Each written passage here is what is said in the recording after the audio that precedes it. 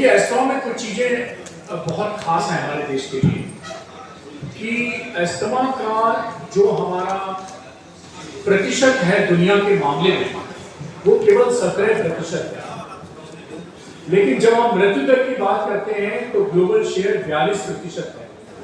यानी दुनिया में जो हमारे अस्थमा के केसेस होते हैं उनकी तुलना में केसेस उतने ज्यादा नहीं, मृत्यु दर बहुत ज्यादा है।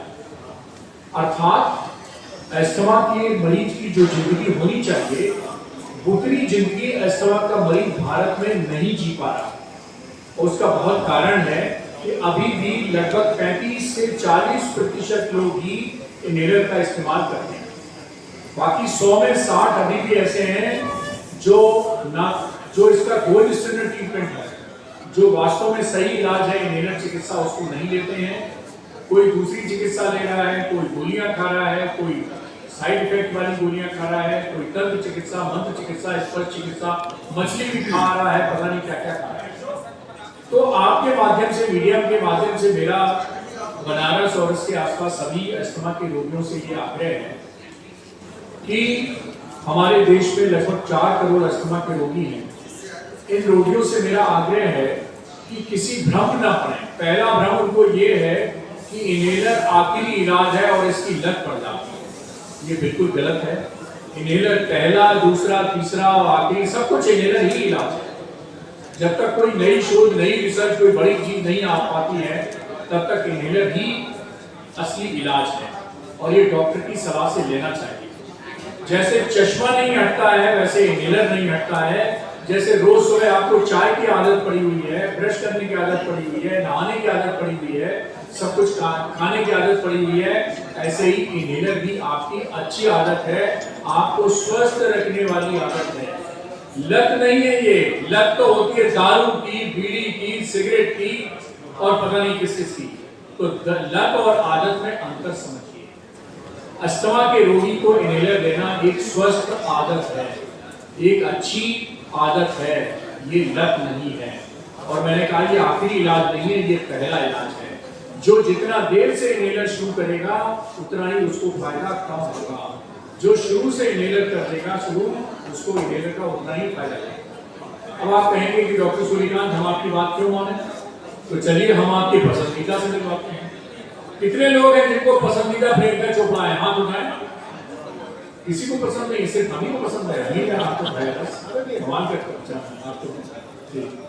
अब आप हमारे इस प्रेस कॉन्फ्रेंस के बाद यूट्यूब पे डालिए bronchial asthma videos of Priyanka Chopra, आपको 15-20 वीडियो प्रियंका चोपड़ा मिल जाएंगे। एक वीडियो में वो कहती हैं कि मैं तो 5 साल की थी तब मेरे को पता चला अस्थमा है।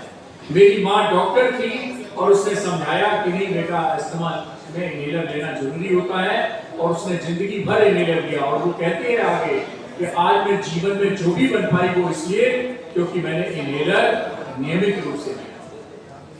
तो भाई डॉक्टर सूर्यकांत की बात मत मानो, हमारे गुरु जी डॉक्टर राजेंद्र प्रसाद की मत मानो, राजा धर की मत मानो, आलोक की मत मानो, पाठक जी की मत मानो, सूरी साहब की मत मानो, माइंड तो नहीं करेंगे। प्रियंका चोपड़ा की तो मान लो। ऐसा मेरा एक सप्लीमेंट्री क्वेश्चन है जी। कि जैसे ये कहा जाता है कि जब ओल्ड एज होती है जी, तो जैसे लोग चलते हैं दम फूलता है, तो आपका मतलब एक मैंडेटरी होना चाहिए कि आपके सीनियर सिटीजन्स हैं वो दे मस्ट यूज इनहेलर, क्योंकि चलने में अगर कोई सांस फूलती है तो इस तरह के लाइट सिम्टम्स भी आते हैं, they must keep inhaler always देते हैं। बिल्कुल बिल्कुल बिल्कुल सही कहा आपने। देखिए आप जैसे पत्रकार अगर हमें उत्तर प्रदेश में मिल जाए तो हम उत्तर प्रदेश का डेटा अस्थमा का जो मॉर्टेलिटी 42% देश में उसको हम बैठा सकते हैं। यही तरीका है भाई। हम कहते हैं कुछ हमारे साथ हाथ मिलाइए। मीडिया जब ये बात लिखेगा कि भाई डॉक्टरों की बात मानो, कम से कम प्रियंका चोपड़ा का यूट्यूब पे वीडियो ही देख लो, ये लिखनी चाहिए, कल के अखबार में आना चाहिए, तो उसका देखो वो क्या कह रही है। तो मेरा कहने का मतलब है, और अगर आप नियमित नहीं लेंगे तो पूछ सकते हैं लोग कि नियमित ना लें तो क्या हो जाएगा। नियमित नहीं लेंगे तो जिस तरह से आप चश्मे, आपको पहली मान लीजिए 10 साल के बच्चे को चश्मा कहा गया कि चश्मा लगाओ और बच्चे ने नहीं लगाया, नियमित नहीं लगाया, 15 साल का होगा उसकी पावर बढ़ जाएगी। पूछ लीजिए किसी आंख वाले डॉक्टर से, अगर आप शुरू में चश्मा दिया गया, चश्मा नहीं लगाएंगे तो चश्मे की पावर बढ़ जाएंगे। सर नियमित के इस- मामले में दिन भर में कितनी बार लेना चाहिए?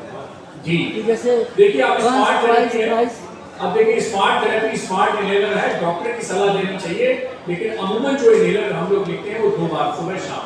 जैसे 2 वक्त की रोटी है, कहते हैं बहुत जरूरी है, तो इसी तरह 2 वक्त का इनहेलर बहुत जरूरी है और ये जरूर लेना चाहिए। डॉक्टर साहब मेरा एक क्वेश्चन है, स्लीप एपनिया क्या है? सर एक minute we have with us Dr. J.C. Suri sir, ex-HOD Department of Pulmonary with Safdarjung Hospital and chairman of JCS Institute. I will request Dr. S.K. Patel sir to present Memento and Anniversary.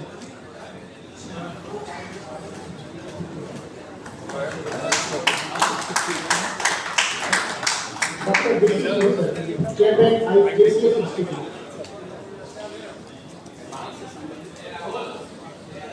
अब आप अगर सवाल पूछ सकते हैं। मेरा question doctor Suri से ही है, स्लीप एपनिया क्या है और ये सामान्य खर्राटों से किस तरीके से अलग या खतरनाक है? जैसा कि आपने बोला, वैसे मैं डॉक्टर सूर्यकांत जैसा वक्ता तो नहीं हूँ, लेकिन आपका सवाल को जितना सरल तरीके से मैं बता सकता हूँ तो मैं कोशिश करता हूँ। जैसा आपने बोला स्लीप एपनिया, इसमें 2 वर्ड आपने यूज किए।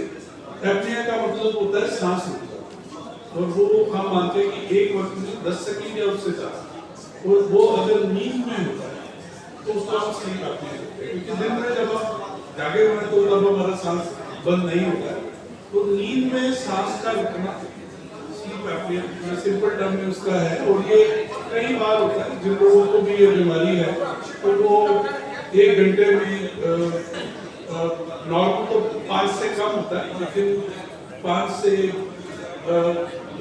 अगर आप इसको बांटना चाहते हैं माइल्ड मॉडरेट सीवियर, तो 5 से 15 जैसे माइल्ड है, 15 से 30 बार 1 घंटे में अगर आपका सांस मॉडरेट है, और मोर देन 30 उसको हम सीवियर डिजीज बोलते हैं। तो ये बीमारी जो है, जैसा कि आप सोचते हैं कि अगर आप बार बार नींद में अगर आपका सांस बंद होता है तो उस दौरान आपका कोई हवा अंदर नहीं जाती, ऑक्सीजन नहीं जाती अंदर, और कार्बन डाइऑक्साइड भी शरीर के बाहर नहीं निकलती। तो इस दौरान ये उस पर निर्भर करता है कि कितनी देर तक आपका सांस रुकता है।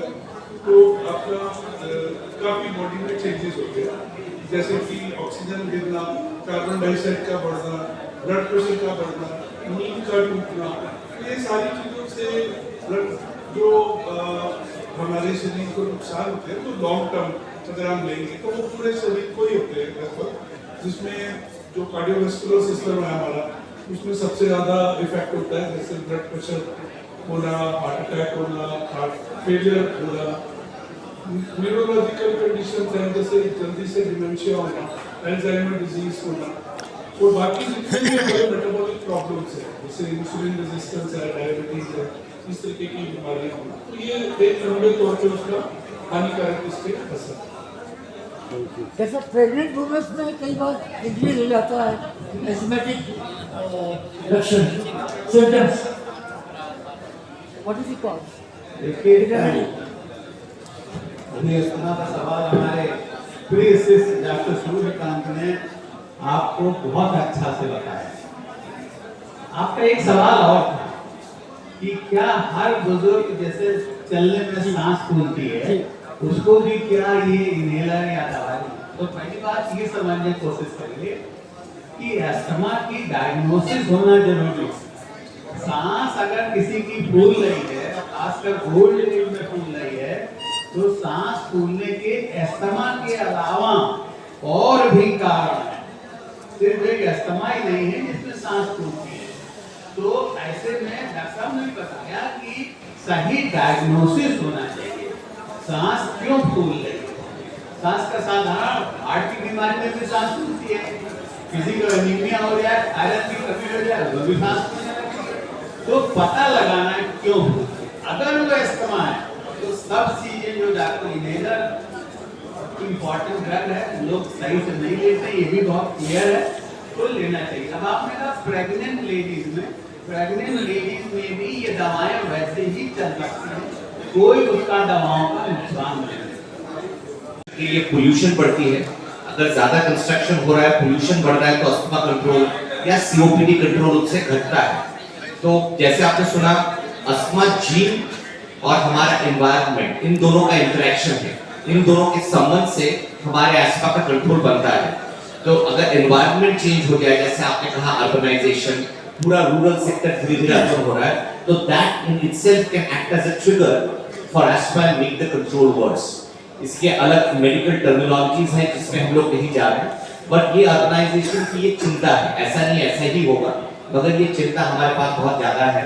आपने अभी सुना कि हमारे यहाँ डॉक्टर सूर्यकांत ने कहा कि हमारे यहाँ 42% मौत जो अस्थमा से होती है उसका 42% इंडिया से है, और उसका बड़ा कारण हमारे यहाँ जो धुआं है, पोल्यूशन है, गैस है, ये इतने सारे ट्रिगर्स हैं अस्थमा को जो बुरा करती है, खराब करती है, कंट्रोल बुरा कर देती है। वही कारण है जिस कारण से अस्थमा का कंट्रोल बिगड़ता है, खराब हो जाता है। Thank you sir. डॉक्टर साहब, एक सवाल बस ले सकते हैं कि टाइम बहुत शॉर्टेज है, एक सवाल प्लीज। डॉक्टर साहब, लंग्स में पेन होना किस बात का संकेत है? एक सवाल मैं पूछना चाहता हूँ, सॉरी टू डिस्टर्ब। ये we are living in this ये रिलीजियस सिटी है और योग और धर्म की रही है। हमने कई पुराणों में पढ़ा है और कुछ बड़े संतों का सुना है कि जब ध्यान में जाते हैं तो उनकी सांस जो है बंद वो कर लेते हैं। क्या देयर इज कोरिलेशन, या आप अगर सांस कम लेंगे तो लाइफ की जो है वो बढ़ेगी, क्या वो लंबी होगी? देखिए, दोनों प्रश्न में ले लेता हूँ। आपने कहा फेफड़े में दर्द, वो कहते हैं क्या खाक हो जाता जीने में जब दर्द नहीं था सीने में, तो यार इतना दर्द होना लेकिन इस सीने के दर्द को नजरअंदाज नहीं करना चाहिए। ये सीने में दर्द हार्ट अटैक भी हो सकता है। अगर आप देर से खाना खा रहे हैं तो ये दूसरी पेट की समस्या, उसके कारण भी सीने में दर्द हो सकता है। फेफड़े की झिल्ली में सूजन आ गई तो भी सीने में दर्द हो सकता है। निमोनिया हो गई तो भी सीने में दर्द होता है। कैल्शियम कम हो गया तो भी सीने में दर्द होगा। अगर शरीर में कहीं फ्रैक्चर हो गया तो भी सीने में दर्द हो सकता है। उल्टे सीधे लेट गए या कोई एक्सरसाइज ज्यादा कर ली तो मस्कुलर पेन, बहुत सारे कारण हैं सीने में दर्द के, तो ये तो डॉक्टर ही बताएगा। लेकिन सीने में दर्द अगर हो रहा है तो आप डॉक्टर पाठक के पास जरूर जाएं, पहली बात। दूसरी बात जो आपने कही कि पुरातन हमारी सनातन है, करो योग रहो निरोग, इसी पर ध्यान दीजिए। जब आप योग करेंगे तो निरोग रहेंगे। उन्होंने ये नहीं कहा कि रोग हो जाए तो योग कर लो तो रोग ठीक हो जाएगा, ये कहीं नहीं लिखा है। किसी हमारे ग्रंथ को देख लीजिए, ये कहीं नहीं लिखा है। अगर अस्थमा है तो जो डॉक्टर ने इनहेलर लिखा है या और कोई दूसरी सांस की बीमारी है उसके लिए जो दवा दी जा रही है, जो बीमारी है उसकी दवा, चाहे डायबिटीज हो, चाहे ब्लड प्रेशर हो, हार्ट की बीमारी हो, सांस की बीमारी हो, जो दवा दी जा रही है उसके साथ साथ योग और प्राणायाम आप भी कर सकते हैं, लेकिन वो किसी इलाज का विकल्प नहीं है। ये ध्यान रखिएगा। आप हमसे ये कहलवाना चाहते हो कि इनहेलर छोड़ दीजिए, केवल प्राणायाम करिए, तो हम नहीं कहेंगे, कोई नहीं कहेगा।